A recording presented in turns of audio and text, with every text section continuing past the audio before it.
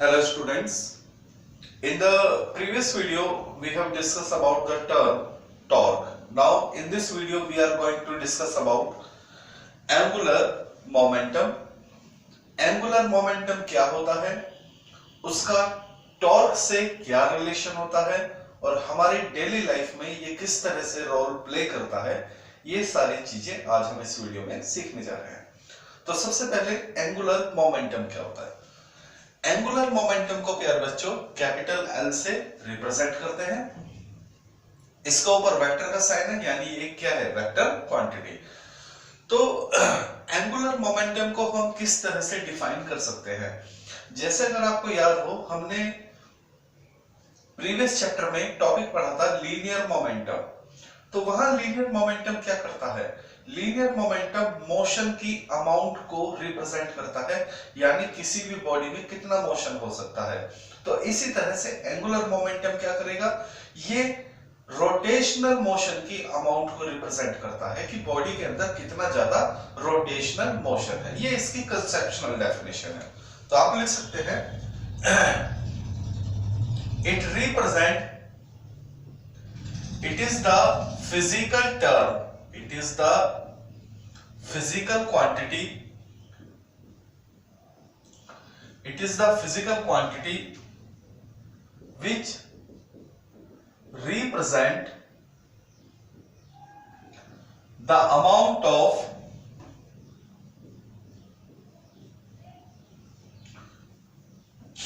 rotational motion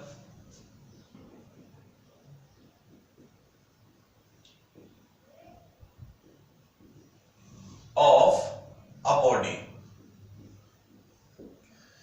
किसी भी body के अंदर कितना रोटेशनल मोशन होगा ये उसके एंगुलर मोमेंटम से पता चलेगा। जैसे अर्थ अपनी एक्सिस के अबाउट रोटेट कर रही है, ठीक है, या कोई फिरकी होती है, टॉप होता है लट्टू, वो क्या करता है, रोटेट करता है।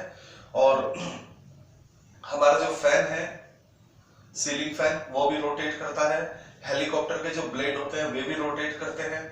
और सबसे बढ़िया एग्जाम्पल हमारे जो जब हम साइकिलिंग करते हैं तो उसके जो दोनों पैडल होते हैं वो भी रोटेट करते हैं। There are lot of examples, ठीक है प्यारे बच्चों। तो किसी भी बॉडी में कितना रोटेशनल मोशन होगा ये कौन रिप्रेजेंट करता है, उस बॉडी की एंगुलर मोमेंटम। तो ये था इसका कंसेप्शनल मोशन। ओके, अब इसको कैसे हम रिप्रेजेंट करेंगे, तो जरा ध्यान देना। एंगुलर मोमेंटम को कैसे हम रिप्रेजेंट करेंगे, तो इसका फॉर्मूला क्या होता है प्यारे बच्चों, इसका फॉर्मूला होता है L is equal to R cross P।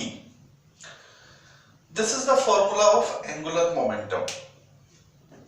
L is equal to R cross P। अब ये R क्या है और P क्या है। मान लीजिए ये हमारी कोई भी एक बॉडी है, रैंडमली बॉडी, और ये बॉडी क्या कर रही है, रोटेट कर रही है, ठीक है। तो जब कोई बॉडी रोटेट करती है तो उस बॉडी के अंदर कोई ना कोई फिक्स पॉइंट होता है या फिक्स लाइन होती है जिसके अबाउट बॉडी क्या करती है, रोटेट करती है। तो मान लीजिए ये एक लाइन है, इसको हम बोल देते हैं पी एक्स, या हम इसका नाम दे देते हैं एक्स वाई। ये हमने एक लाइन दे दी एक्स वाई, ठीक है। तो बॉडी जो है वो किसके अबाउट घूम रही है, एक्स वाई के अबाउट रोटेट कर रही है। और मान लीजिए ये है इस बॉडी का सेंटर ऑफ मास, और सेंटर ऑफ मास की लाइन ऑफ एक्सिस से डिस्टेंस कितनी है, r, ठीक है। This is the axis of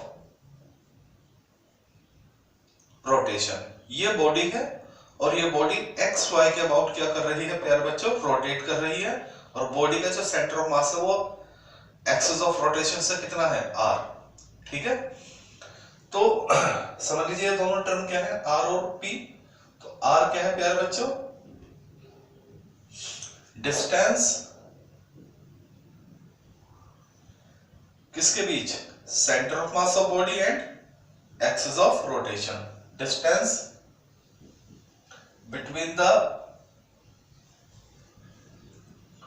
axis of rotation and centre of mass of body.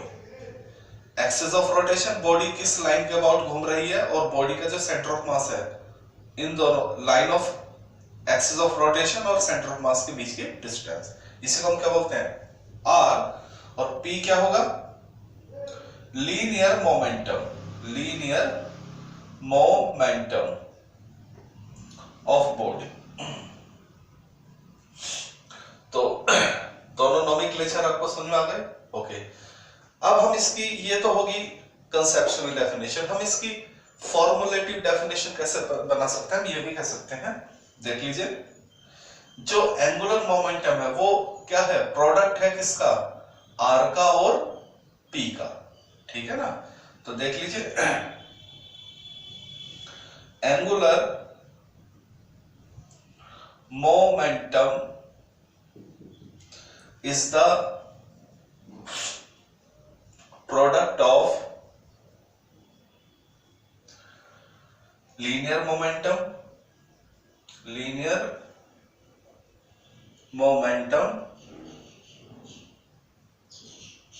and ये R क्या है, बताइए R क्या है, P linear momentum, P क्या है, लीनियर मोमेंटम, एंड आर क्या है, distance between axis of rotation and centre of mass, distance between axis of rotation and centre of mass of body,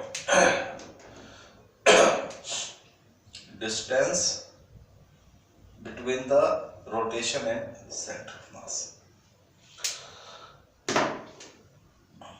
तो ये है आपकी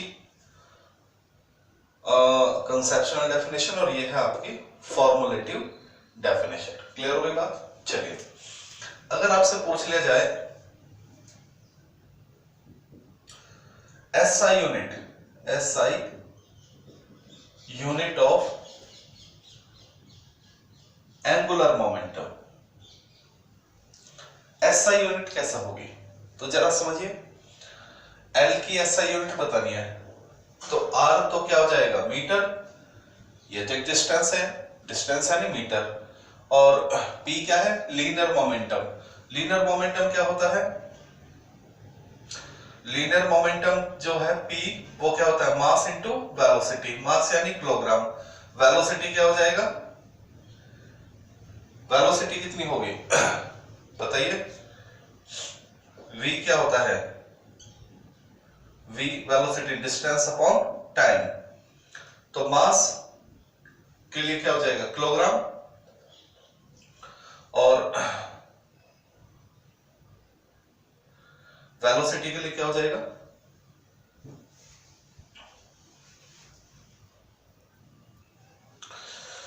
SI unit of angular momentum. तो L क्या होता है, angular momentum, R cross P। तो जरा ध्यान दीजिए, R की यूनिट क्या होगी, मीटर। लीनियर मोमेंटम क्या होता है, लीनियर मोमेंटम होता है मास इनटू वेलोसिटी, तो मास क्या हो जाएगा, किलोग्राम, वेलोसिटी क्या हो जाएगी, मीटर पर सेकंड। तो देखिए क्या होगी SI यूनिट, तो P के लिए किलोग्राम मीटर पर सेकंड और R के लिए मीटर, तो ये हो जाएगा किलोग्राम मीटर स्क्वायर पर सेकंड। तो this is the SI unit of angular momentum. चलिए, अगर हमें इसकी डायमेंशन बतानी पड़े, डायमेंशन ऑफ L, तो क्या हो जाएगा, किलोग्राम के लिए m, मीटर स्क्वायर के लिए l स्क्वायर और सेकंड के लिए क्या हो जाएगा t-1, क्योंकि नीचे है तो ऊपर जाके t-1। This is the dimension. और एंगुलर मोमेंटम क्या हो जाएगा, angular momentum is vector quantity. L की डायरेक्शन क्या हो, एल क्या होगा, वेक्टर क्वांटिटी होगा। ठीक है, चलिए अब अगर हमें इसकी डायरेक्शन पता करनी है, direction of angular momentum, L की डायरेक्शन कैसे, तो ये हमने बिल्कुल वही बताई थी जैसे कल हमने टॉर्क की डायरेक्शन बताई थी, राइट हैंड पाम रूल से। याद आ गया right hand palm rule? Right hand palm rule क्या बताया था कि जो हमारी हथेली है वो आर की डायरेक्शन को रिप्रेजेंट करेगा, उंगलियों का जो कर्ल है, कर्ल यानी घुमाव, वो फोर्स की डायरेक्शन को रिप्रेजेंट करेगा, और जो थंब है,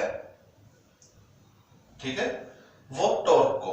तो बस सिमिलरली ये था टॉर्क के लिए, तो यहां क्या हो जाएगा, जो हथेली है वो आर को रिप्रेजेंट करेगा, उंगलियों का जो घुमाव है वो पी को रिप्रेजेंट करेगा, और जो थंब है वो किसको रिप्रेजेंट करेगा, एल को रिप्रेजेंट करेगा। तो देख लीजिए direction of L,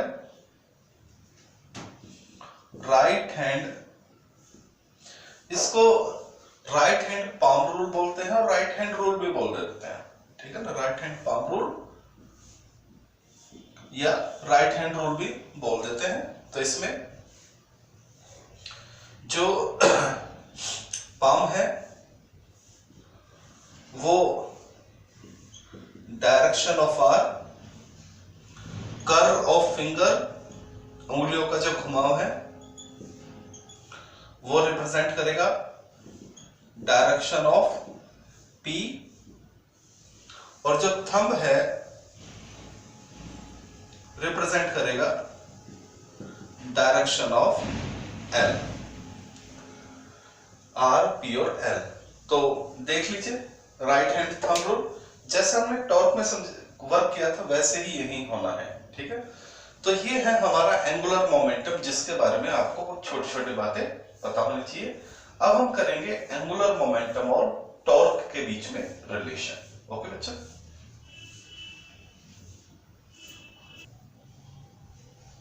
okay students, now our next topic is relation between torque and angular momentum। इनके बीच में वही रिलेशन है जो लीनियर मोशन में होता है, फोर्स और लीनियर मोमेंटम के बीच में। जैसे आपको याद है न्यूटन सेकंड लॉ क्या था, F = dp/dt, वो था लीनियर मोशन के लिए। रोटेशनल मोशन के लिए भी हम सेम मोशन को, सेम फॉर्मूले को क्या करेंगे, ड्राइव करेंगे। तो जो काम F करता है वो काम टॉर्क करता है, और जो काम P करेगा वही काम L करेगा। तो देखिए एक बार बच्चों अपना रिलेशन ड्राइव करते हैं। तो देखिए वी हैव, आपके पास टॉर्क का फॉर्मूला क्या है बता सकते हैं, R क्रॉस F, ये हमारे पास equation number 1। Also angular momentum का फॉर्मूला क्या होता है, L = R क्रॉस P। तो ये दो फॉर्मूले हमारे पास हैं। तो देखिए क्या कीजिए, जो इक्वेशन 2 है उसका टाइम के रिस्पेक्ट में डिफरेंशियल कर दीजिए, ठीक है। Differential of equation 2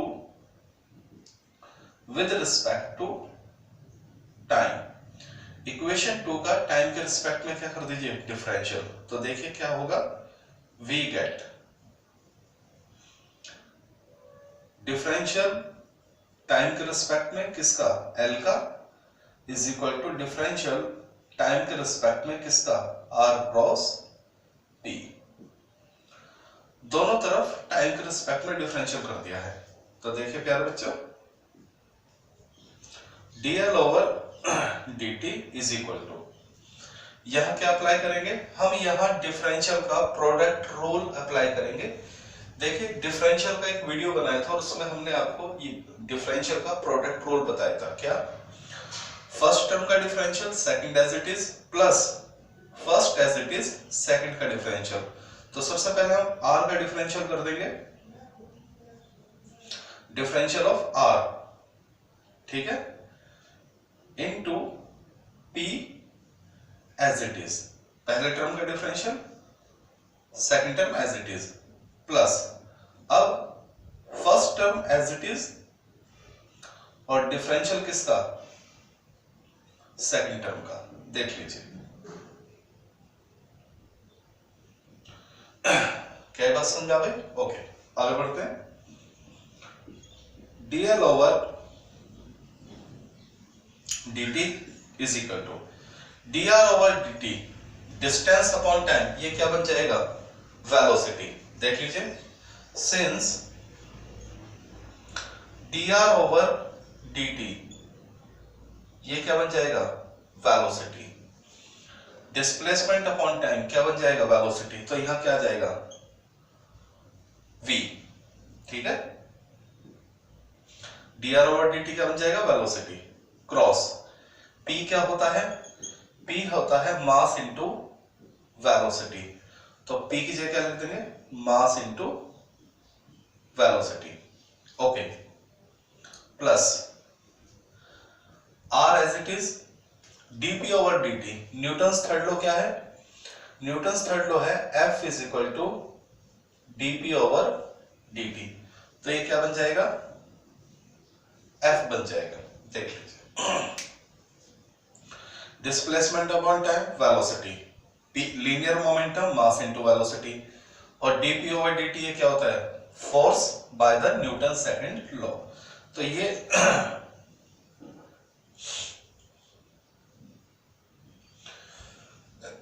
these are some फॉर्मूले जो हमने यहां यूज किए हैं। आगे बढ़ेंगे, dl over dt is equal to, देख लीजिए ये है स्केलर क्वांटिटी, तो मास ऐसे वैसी इसको अंदर ले जाओ तो ये हो जाएगा v क्रॉस v। देख लीजिए मास स्केलर है तो उसको हम बाहर ले आएंगे तो v क्रॉस v बन जाएगा, plus r cross f, okay. अब एक रूल है वेक्टर का कि किसी वेक्टर की अगर उसी वेक्टर में क्रॉस प्रोडक्ट हो जाए, अगर किसी वेक्टर की उसी वेक्टर में क्या हो जाए, क्रॉस प्रोडक्ट, तो वो जीरो हो जाता है। तो यानी v क्रॉस v क्या हो जाएगा, जीरो। तो dl over dt is equal to m into zero plus r cross f। तो प्यारे बच्चों क्या हो जाएगा, ये तो जीरो हो जाएगा, यानी dl over dt is equal to r cross f।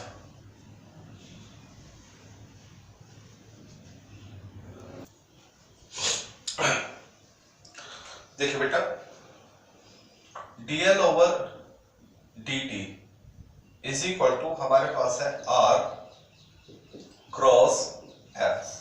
अब जरा इक्वेशन 1 से देखिए, r क्रॉस f किसके बराबर है, टॉ के बराबर। dl over dt is equal to r cross f, यहां तक हम आ गए हैं। r क्रॉस f किसके बराबर है, टॉर्क के, तो देख लीजिए by equation 1 r cross f is equal to torque, यानी dl over dt is equal to torque. This is the relation between torque and angular momentum। ये बिल्कुल वैसा ही फॉर्मूला है जैसे अगर आपको याद हो F is equal to dp over dt।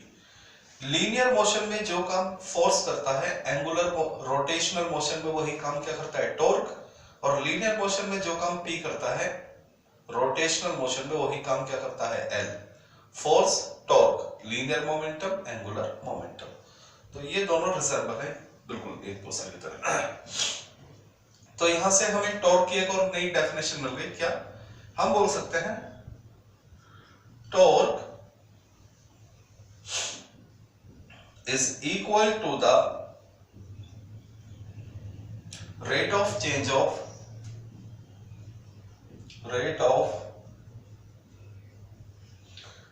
of angular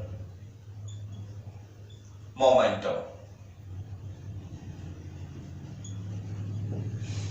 This is the relation between torque and angular momentum. The rate of change of angular momentum is equal to torque. तो ये है दोनों के बीच में रिलेशन जो आपसे पूछा जा सकता है। डियर स्टूडेंट्स, अभी हमने किया टॉर्क और एंगुलर मोमेंटम के बीच में रिलेशन। अपना नेक्स्ट टॉपिक है कंजर्वेशन ऑफ एंगुलर मोमेंटम। तो क्या होता है कंजर्वेशन ऑफ एंगुलर मोमेंटम? देखिए, अभी आपने एक रिलेशन पढ़ा, we have torque is equal to dl over dt. This is the relation between torque and angular momentum. जहां टॉर्क क्या है? Total torque act on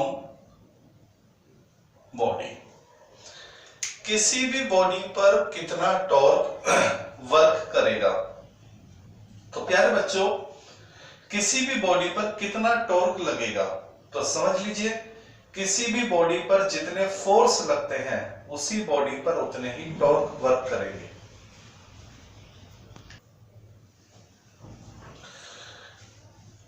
torque का मतलब है total torque act on body.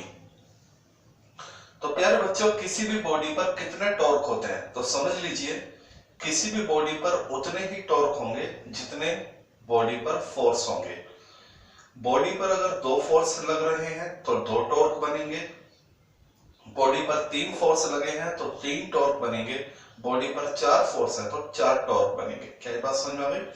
तो किसी भी बॉडी पर कितने टॉर्क लग सकते हैं? जितने उसके ऊपर फोर्स वर्क करेंगे। ओके, तो टॉर्क क्या है? Total torque act on body. अगर ये टॉर्क 0 हो जाए, इफ टॉर्क क्या हो जाए? 0, तो इसका मतलब क्या है?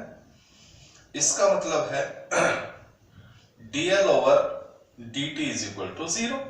अगर ये चीज 0 है तो ये टर्म भी क्या हो जाएगी? 0। और अगर dl over dt 0 है तो इसका मतलब l क्या हो जाएगा?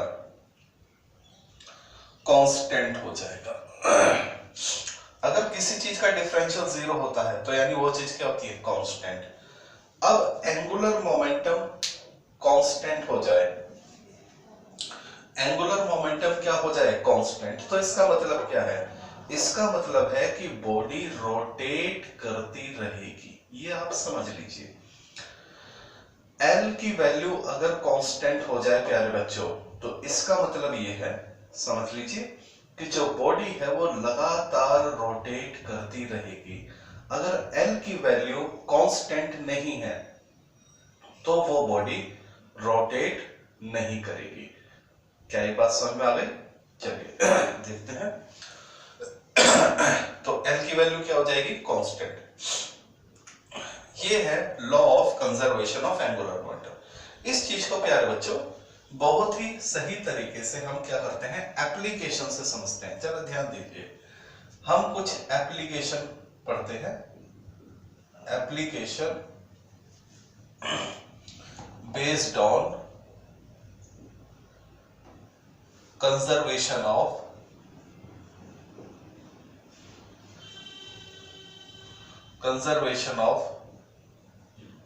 angular momentum। इस चीज को आपको समझा देते हैं कि ये कैसे हमारी डेली लाइफ में वर्क करता है। सारी बातें आपको अभी समझा देते हैं। देखिए, नंबर 1, प्यारे बच्चों, हेलीकॉप्टर जो होता है हमारा, उसमें 2 ब्लेड होते हैं। We have the 2 blades. देख लीजिए, we have the 2 blades in a helicopter, ठीक है। तो होता क्या है, इस ब्लेड पे फोर्स लगता है इधर, इस ब्लेड पे फोर्स लगता है इधर। तो हेलीकॉप्टर में 2 ब्लेड होते हैं, एक इधर घूमता है एक इधर, ऐसे ऐसे दोनों घूमते रहते हैं, एक इधर घूमता है एक इधर घूमता है। क्लियर हो गया? ये है axis of rotation, axis of rotation. ये वो लाइन है जिसके अबाउट हेलीकॉप्टर के दोनों ब्लेड घूमते हैं। तो एक्सिस ऑफ रोटेशन और जहां फोर्स लग रहा है, तो ये क्या बन जाएगी, एक डिस्टेंस। एक्सिस ऑफ रोटेशन और यहां लग रहा है फोर्स, तो एक्सिस ऑफ रोटेशन और जहां फोर्स लगता है उसके बीच की क्या हो जाएगी, डिस्टेंस। सिमिलरली ये भी एक क्या बन जाएगी, डिस्टेंस हो जाएगी। क्या ये बात समझ आ गई? ओके। ये फोर्स और ये डिस्टेंस आपको याद है। टॉर्क का फॉर्मूला क्या होता है, R क्रॉस F। देख लीजिए, टॉर्क क्या होता है, R क्रॉस F। तो ये R और ये F, इन दोनों की मल्टीप्लाई होगी तो यहां पर क्या बन जाएगा, एक टॉर्क बन जाएगा। ऐसे ये फोर्स और ये R, तो यहां पर भी क्या बन जाएगा, एक टॉर्क बन जाएगा, R क्रॉस F। तो 2 ब्लेड और दोनों पर क्या लगेगा, टॉर्क लगेगा, ठीक है। तो यहां पर भी क्या लगेगा, एक टॉर्क, ठीक है, और इधर भी क्या लगेगा, एक टॉर्क। क्या ये बात समझ आ गई? तो ये जो टॉर्क है इस ब्लेड को घुमाएगा और ये वाला जो टॉर्क है वो इस ब्लेड को घुमाएगा। बात समझ आ गई? अगर ये दोनों टॉर्क आपस में क्या हो जाए, सेम हो जाए। बात समझ आ गई? देखिए, मान लीजिए ये फोर्स F1, ये फोर्स F2, F1 F2, ये डिस्टेंस R1, ये R2, R1 और R2, ठीक है। तो प्यारे बच्चों, if R1 is equal to R2 हो जाए, F1 is equal to F2 हो जाए, तो बताइए क्या होगा, τ1 इज इक्वल टू τ2। दोनों टॉर्क क्या हो जाएंगे, इक्वल हो जाएंगे। क्या ये बात समझा भाई? और अगर ये दोनों टॉर्क इक्वल हो गए तो नेट टॉर्क क्या हो जाएगा, 0। बात समझा भाई? क्योंकि दोनों की डायरेक्शन क्या है, अपोजिट। तो टोटल टॉर्क बिकम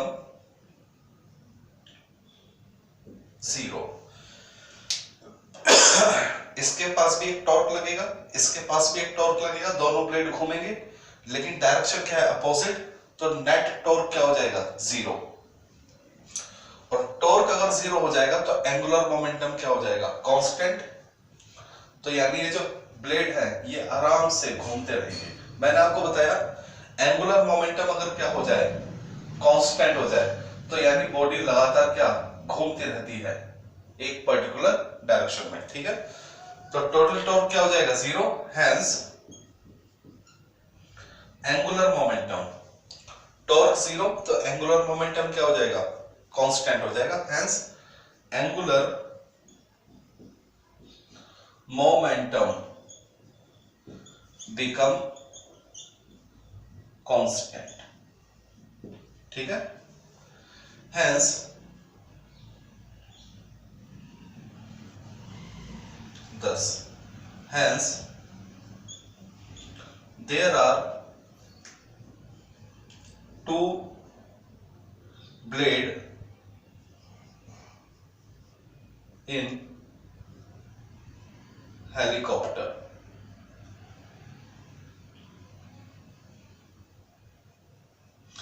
कई बार आपसे क्वेश्चन आ जाता है किसी हेलीकॉप्टर में 2 ही ब्लेड क्यों होते हैं, एक ब्लेड सही क्यों नहीं घूम जाता, ठीक है। तो जैसे हमारे सीलिंग फैन होते हैं उसमें 3 ब्लेड होते हैं, 2 हो सकते हैं, 3 हो सकते हैं, 4 हो सकते हैं, लेकिन एक कभी नहीं होगा। जैसे हमारे सीलिंग फैन होते हैं उसमें कितने ब्लेड होते हैं? 3। और जो कुछ स्टैंडिंग फैन होते हैं उसमें भी 2 हो सकते हैं, 3 हो सकते हैं, 4 हो सकते हैं। किसी भी फैन में 3 4 2 3 4 ब्लेड हो सकते हैं, सिंगल ब्लेड कभी नहीं होगा। रीजन, क्योंकि 2 ब्लेड होंगे, 3 ब्लेड होंगे, 4 होंगे, 5 होंगे, कितने भी ब्लेड होंगे, उन सभी का टॉर्क एक दूसरे को क्या कर देगा? Cancel out. तो टोटल टॉर्क क्या हो जाएगा? 0। तो एंगुलर मोमेंटम क्या हो जाएगा? कांस्टेंट। बॉडी आराम से घूम सकती है। लेकिन अगर एक ही ब्लेड होगा तो एक ही टॉर्क होगा और टोटल टॉर्क 0 नहीं होगा और एंगुलर मोमेंटम कांस्टेंट नहीं होगा, बॉडी आराम से रोटेट नहीं कर पाएगी।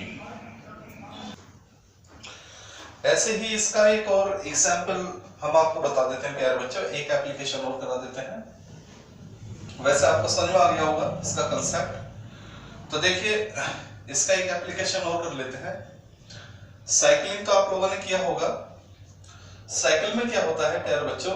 We have the 2 paddle in a cycle, we have 2 pedal.